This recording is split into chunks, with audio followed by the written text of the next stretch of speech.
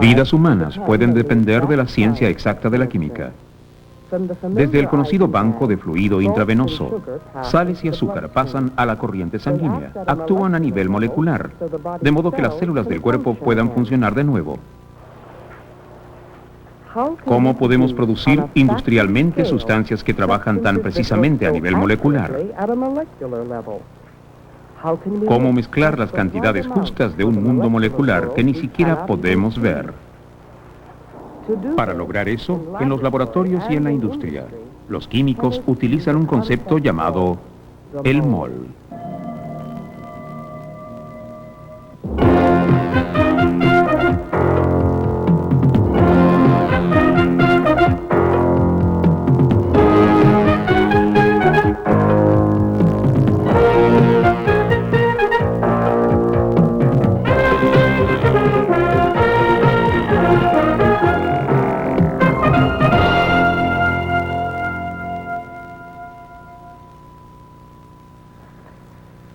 En el corazón de la química está la síntesis, la fabricación de moléculas. Al comienzo de cualquier reacción química hay reactivos y al final surgen productos. Ahora bien, una caricatura de una forma de hacer moléculas es tomar los reactantes, mezclarlos y golpearlos con calor, luz u otra forma de energía. Y luego, en una explosión o un rayo de luz y mucho humo, se materializa el producto. Esa es la forma en que funcionan las revistas de monitos. Pero así una empresa química no obtendrá utilidades. Cualquier proceso químico moderno exige planificación, tanto al fabricar amoníaco o aspirina, o una hermosa molécula en forma de cubo, para la cual aún no se ha encontrado uso alguno. En cualquiera de estos procesos hay una planificación cuidadosa. Se deben pesar cantidades precisas de reactantes. Si hay demasiado poco, la reacción podría no producirse. Si hay demasiado, habrá sobrantes, escombros. ¿Cómo sabe un químico precisamente cuánto es lo justo? En la actualidad, los químicos saben cuánto es lo justo, porque pueden contar las partículas fundamentales de la materia, átomos y moléculas. Actualmente se puede conectar el mundo macroscópico que podemos ver con el invisible mundo molecular. En resumen, los químicos han aprendido a contar moléculas, pesando cantidades macroscópicas. 200 años atrás, los científicos ni siquiera estaban seguros de lo que eran los átomos y las moléculas, y menos aún contarlos. Para Berzelius, un destacado químico analítico del siglo XIX, el problema principal era obtener masas atómicas precisas. Se necesitaba saber cuánto mezclar de cada elemento para combinar masas y la fórmula correcta para el compuesto. Berzelius fue uno de los pioneros en este campo. En la actualidad, hasta un estudiante novato de química puede calcular una fórmula utilizando información analítica y las masas atómicas contenidas en la tabla periódica. ¿Cómo se ha llegado a esto? El descubrimiento inicial provino del estudio de los gases. Aquí hay una reacción de gases como una que se hacía entonces. Un volumen de gas de hidrógeno es liberado dentro de un globo transparente. Luego un volumen de cloro dentro de otro globo. La válvula está abierta, de tal modo que los dos gases se mezclen. Al aplicarles luz, hay una reacción química. Esta forma dos volúmenes de un nuevo compuesto, cloruro de hidrógeno. Fíjense que un volumen más un volumen produjeron dos volúmenes. Como es sabido, los químicos descubrieron que todos los gases reaccionan en proporciones pequeñas de números enteros. ¿Qué principio estaba detrás de esta ley gaseosa establecida en 1808? ¿Qué está ocurriendo a nivel molecular? El científico italiano Amedeo Avogadro analizó estas preguntas. En 1811 propuso que volúmenes iguales de gases distintos a la misma presión y temperatura contienen cantidades iguales de moléculas. En la actualidad comprendemos la visión de Avogadro. Sabemos por qué los gases reaccionan mutuamente en proporciones simples. Una molécula de gas de cloro está compuesta por 2 átomos. Y una molécula de gas de hidrógeno también está compuesta por 2 átomos. Cuando los gases se combinan en proporción de un volumen por un volumen, se producen 2 volúmenes de la molécula de cloruro de hidrógeno. En los gases hay una relación simple entre las cantidades de partículas y el volumen. Por lo tanto, si medimos la masa de volúmenes iguales de gases distintos a la misma temperatura y presión, podemos calcular fácilmente las masas relativas de las moléculas, puesto que existe la misma cantidad de moléculas en cada caso. Así que en los gases, la determinación de las masas relativas es bastante directa. Pero determinar las masas atómicas relativas de los sólidos y los líquidos requiere de métodos más ingeniosos. Observemos más de cerca el problema de las masas relativas de los sólidos y la noción de contar mediante el pesaje. Don Showalter.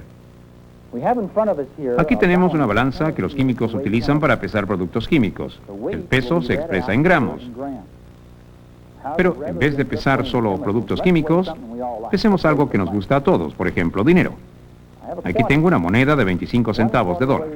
La moneda pesa 5,7 gramos. Pesemos un centavo. El centavo pesa 2,5 gramos. Si quisiéramos determinar el peso relativo de las dos monedas, dividiríamos el peso de la moneda de 25 centavos por el peso de la moneda de 1 centavo. Si hacemos eso, veremos que resulta un valor que muestra que la moneda de 25 centavos pesa unas 2 veces el peso de la moneda de 1 centavo. Ahora pesemos un montón de 20 monedas. Pesa 111,9 gramos. Ahora pesemos este montón de 20 centavos, es decir, la misma cantidad de monedas. Pesa 51 gramos. Si quisiéramos determinar el peso relativo de los montones de monedas de 25 y 1 centavo, lo haríamos de la misma manera que antes, y veríamos que la proporción sería la misma. El mismo principio de pesos relativos que hemos aplicado a las monedas también se aplica al mundo molecular. Aunque no podamos ver las moléculas o átomos. Yo no puedo tomar una molécula o un átomo y ponerlo sobre la balanza, pero sí puedo tomar una enorme cantidad de moléculas o átomos y pesarlos. Aquí hay algo que sí podemos ver y pesar, y es el elemento carbono. Es este polvo negro. Veamos cuánto pesa este carbono. Pongo una bandeja sobre la balanza, cancelo el peso de la misma y peso el montón de carbono. Pesa 12,0 gramos, un importante peso que recordar. Si quisiéramos comparar el peso de otro elemento con el peso del carbono, tendríamos que tener exactamente la misma cantidad de átomos de ese elemento que los contenidos en estos 12 gramos de carbono. Tal como en el caso de las monedas de 25 y 1 centavos, deberíamos tener la misma cantidad de monedas para comparar los pesos relativos. ¿Cuál es la cantidad de átomos de carbono contenidos en estos 12 gramos de carbono? Esa es la cantidad que los químicos llaman un mol. Un mol es la unidad de medida de los químicos, tal como la docena es la del panadero. El mol no es una molécula o un átomo individual, es una enorme cantidad de átomos o moléculas y siempre es la misma cantidad, tal como la docena siempre es 12. Pero el mol es mucho mayor que la docena. Es 6,02 multiplicado por 10 elevado a 23. Eso es lo que llamamos el número de Avogadro. ¿Y de qué tamaño es el número de Avogadro? Una molécula es tan pequeña que ni siquiera podemos verla. Pero si fuera del tamaño de un grano de arena individual, un solo mol de arena podría cubrir una ciudad del tamaño de la ciudad de Los Ángeles, hasta 600 metros de profundidad. Entonces, el mol es una unidad de medida. Es un número inconcebiblemente grande. Se determina experimentalmente y en ningún caso mediante conteo. Imagínense que un computador contando 10 millones de átomos por segundo demoraría 2.000 millones de años para contar un solo mol. El mol permite a los químicos contar moléculas y átomos, pesando la masa de grandes cantidades de estas partículas. Este es un mol de cobre.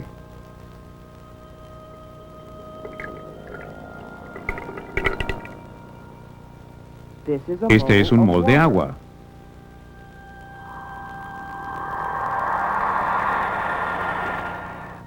Y este es un mol de gas hidrógeno.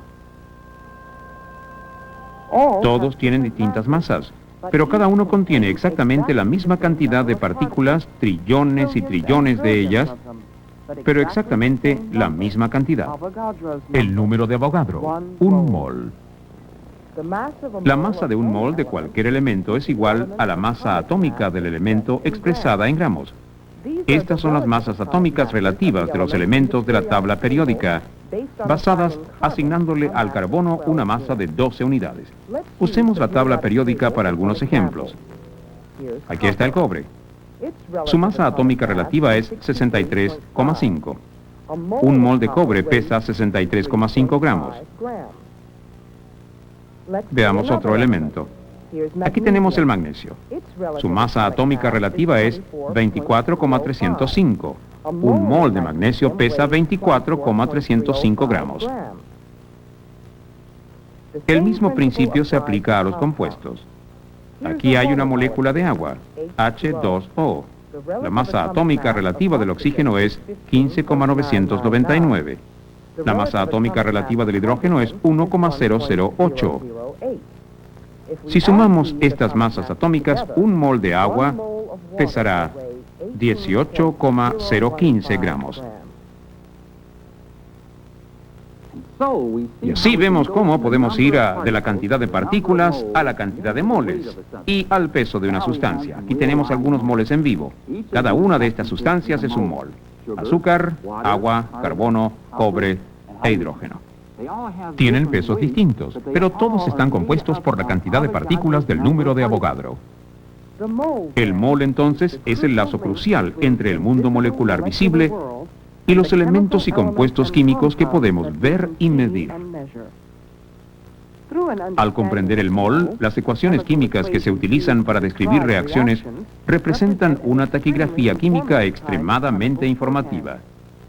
Esta ecuación nos indica la cantidad de moléculas que reaccionan y la cantidad de moléculas producidas, la cantidad de moles que reaccionan y los que se producen, y utilizando las masas atómicas relativas, el peso de los reactantes y los productos.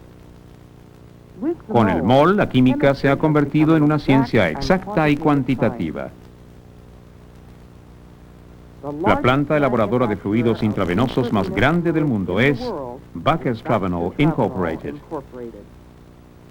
Al igual que en otras plantas químicas del país, aquí la química se practica a gran escala. Las soluciones intravenosas se preparan mediante el vaciado de bolsas de productos químicos, en este caso azúcar, dextrosa y sal, a un enorme tanque de mezclado que contiene agua destilada. No hay lugar para equivocaciones. Las células de nuestro cuerpo dependen de cantidades molares precisas de iones y moléculas para funcionar correctamente. Proporciones erróneas pueden destruir estas células. Entonces, cada bolsa de solución intravenosa debe cumplir con precisas especificaciones médicas. El químico Johnny Long. Tenemos códigos estrictos basados en la Food and Drug Administration. Lo que estamos mezclando hoy es una partida de una combinación de sal y azúcar. Contiene 4,5 gramos de cloruro de sodio o sal por litro de agua destilada y 50 gramos de dextrosa o azúcar por litro de agua destilada. Estos pesos se agregan a un volumen conocido de agua destilada en nuestro tanque de mezclado. El control de calidad es vital. Antes de llenar las bolsas de fluido intravenoso, se toma y analiza una muestra de la solución para asegurarse de que presente las cantidades correctas de sal y azúcar. Ahí es donde participa el mol. Aquí, la química está analizando la cantidad de cloruro de sodio en la muestra. El procedimiento comprende una tinción de la muestra de solución intravenosa con una solución estándar que contiene 1/10 de mol de nitrato de plata por litro. Veamos la ecuación para esta reacción. Podemos ver que un mol de nitrato de plata reacciona con un mol de cloruro de sodio para producir un precipitado blanco de cloruro de plata y nitrato de sodio soluble.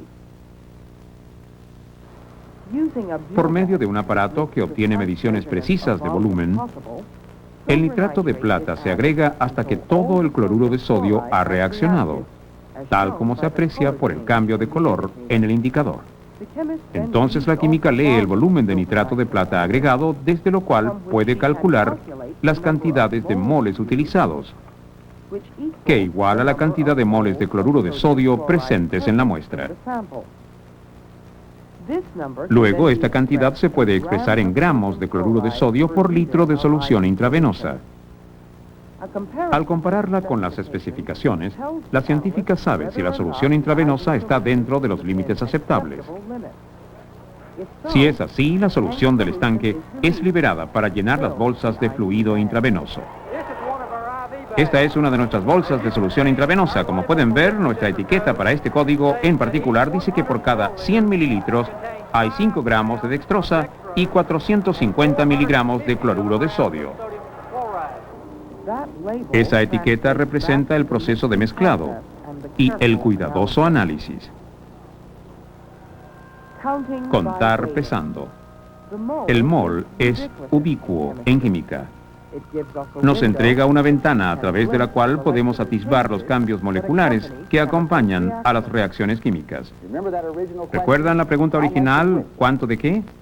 Para ver lo que eso significa, efectuemos una reacción química. En estos 3 frascos tengo cantidades iguales de cloruro de hidrógeno disuelto en agua.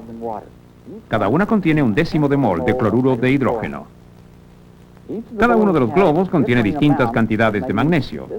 Este globo contiene 1/10 de mol de magnesio. Este tiene la mitad del anterior y este tiene la cuarta parte. Voy a vaciar el magnesio dentro del cloruro de hidrógeno, tomaré cloruro de magnesio y voy a generar el gas hidrógeno que va a inflar el globo.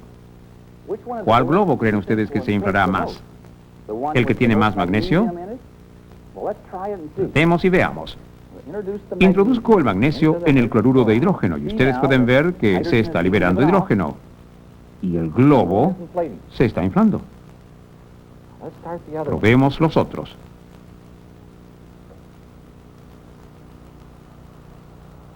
Nuevamente se libera el gas hidrógeno. También se forma cloruro de magnesio dentro del frasco, pero es soluble en el agua y no se ve muy bien. Probemos este. Recuerden que contenía una pequeña cantidad de magnesio. Este tenía la mayor cantidad, 1/10 de mol. Este tenía la mitad y este la cuarta parte del magnesio. La reacción se ha completado. Estos globos tienen aproximadamente el mismo tamaño, pero este mide apenas la mitad. Y podemos explicar esta diferencia, pues este globo tenía la mitad de magnesio que este otro. Pero ¿por qué estos dos globos tienen el mismo tamaño? La respuesta está en la ecuación química para esta reacción. Para cada mol de magnesio necesitamos 2 moles de cloruro de hidrógeno para completar la reacción. Aquí están los resultados de nuestro experimento. El globo verde tenía la misma cantidad de moles de magnesio que de cloruro de hidrógeno. El cloruro de hidrógeno se consumió, pero quedó mucho magnesio. En el frasco con el globo amarillo, la proporción era de 2 veces el cloruro de hidrógeno por unidad de magnesio, lo que es la proporción de 2 por 1 que necesitábamos para la reacción más eficiente. En el frasco del globo azul había demasiado poco magnesio para consumir todo el cloruro de hidrógeno. El resultado, menos gas hidrógeno y un globo menos inflado. Cuando las moléculas o átomos se combinan durante una reacción química, lo hacen en proporciones molares simples. En la reacción magnesio-cloruro de hidrógeno, esta proporción de combinación es de 1 por 2, exactamente las cantidades presentes en la reacción del globo amarillo. El magnesio adicional del globo verde no cambia la cantidad de gas hidrógeno producido. Sin un aumento correspondiente en la cantidad de cloruro de hidrógeno, el magnesio adicional permanece sin reaccionar. Los químicos deben utilizar la cantidad justa de moles de reactantes en una reacción para poder obtener la cantidad deseada de producto. Algunas veces, la proporción molar también determina el tipo de producto. Si se utiliza una proporción molar inapropiada de reactantes, se obtendrá un producto distinto. Veamos las resinas epóxicas. Las utilizamos en nuestros hogares como adhesivos. Debido a su combinación única de propiedades, dureza, excelente firmeza y adhesión y resistencia a otros químicos, se utilizan extensamente como materiales estructurales y como barnices. Las latas de alimentos y bebidas son recubiertas con epoxi antes de introducir los contenidos para protegerlos del metal. Los jets de combate están unidos con epóxidos. Incluso los paneles de los circuitos computacionales se fabrican con epóxidos, pero sus propiedades dependen de su estructura molecular y eso a su vez depende de la combinación correcta con las cantidades correctas de otras sustancias químicas. Aquí en la química Dow, en Freeport, Texas, un tipo importante de epóxidos, utilizados como barnices, se produce haciendo reaccionar resina epóxica líquida de baja masa molecular con bisfenol A. El objetivo es combinar ambos para formar moléculas epóxicas grandes, cada una con una masa molecular muy alta, en un proceso llamado polimerización. Mientras más alta es la masa molecular de este epóxido, más deseables son sus propiedades. Las cantidades relativas de cada reactante son cruciales para este proceso. John Massengill es químico de investigación y desarrollo en la planta. Con el fin de darle máxima dureza a nuestros revestimientos, combinamos resina epóxica líquida y bisfenol A en cantidades iguales de moléculas. Y ahí es donde el concepto de mol entra al mundo práctico de la química en la industria. Massengill utiliza el mol para convertir cantidades de moléculas en masa. Gracias al concepto de mol, sabemos que al utilizar el peso molecular en gramos de cada uno de los materiales combinados, podemos obtener cantidades iguales de moles. Así es que para la resina epóxica líquida, el peso molecular es 343. Por lo tanto, utilizamos 343 gramos de resina líquida. Con el bisfenol A, el peso molecular es 228 gramos. Así que la proporción de mezclado es 228 gramos por 343 gramos. Una vez que las sustancias químicas reaccionan en esa proporción, obtenemos un peso molecular muy alto. Durante la producción de este epóxido, el laboratorio de control de calidad toma y analiza muestras para asegurarse de que la masa molecular del producto sea lo suficientemente alta. Este análisis involucra tinción. Otra vez el mol aparece en escena, permitiendo que el analista iguale cantidades de moles con masa. El exceso de cualquier reactante origina un producto inaceptable. Solo combinando cantidades iguales de moles de la resina epóxica líquida y bisfenol A, se produce una resina sólida con las propiedades correctas. Así que gracias al concepto de mol, en el laboratorio, el mundo real de la química, podemos medir las cantidades de moléculas que necesitamos para nuestras reacciones químicas. Sin importar cuál sea la escala, el mol nos ayuda a comprender el cambio químico. Apunta a la aritmética esencial que acompaña todas las reacciones químicas. Nos dice cuánto tenemos y cuánto necesitamos.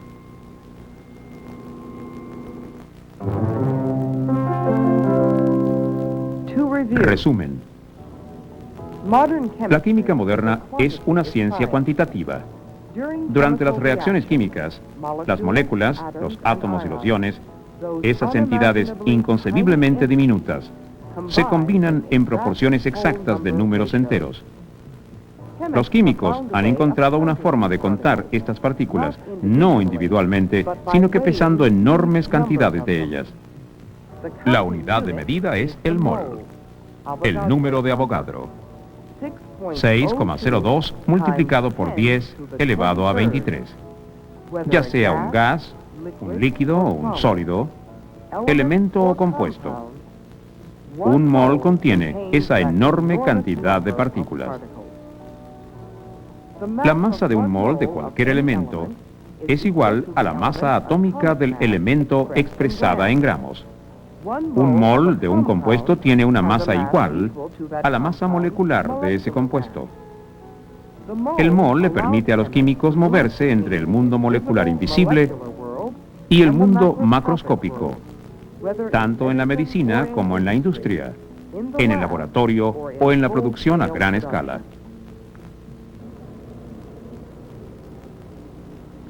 El mol, una simple idea, muchos usos prácticos. Imaginen que son granjeros, han cortado un acre de maíz y en ese maíz hay 6 kilos de fósforo, necesario para la planta y esencial para nosotros. Ustedes saben que deben reemplazar ese fósforo en el suelo antes de volver a plantar. Van a la tienda, ven un fertilizante llamado superfosfato. En la etiqueta dice calcio 3, fósforo 2, hidrógeno 14, azufre 2, oxígeno 21. ¿Cuánto deberían comprar? ¿1 kilo? ¿1 tonelada? La simple aritmética del mol nos dice cuánto. O mejor, imaginen que son químicos. Yo soy químico. Alguien me dice que tengo que hacer disulfito de titanio, TiS2. ¿Tomo 1 gramo de titanio y 2 de azufre? No. Tomo 1 mol de titanio y 2 moles de azufre. Lo importante de esto no es que solo un experto o un químico puede calcularlo. Lo importante es que otras personas, ustedes pueden hacerlo. Piénsenlo.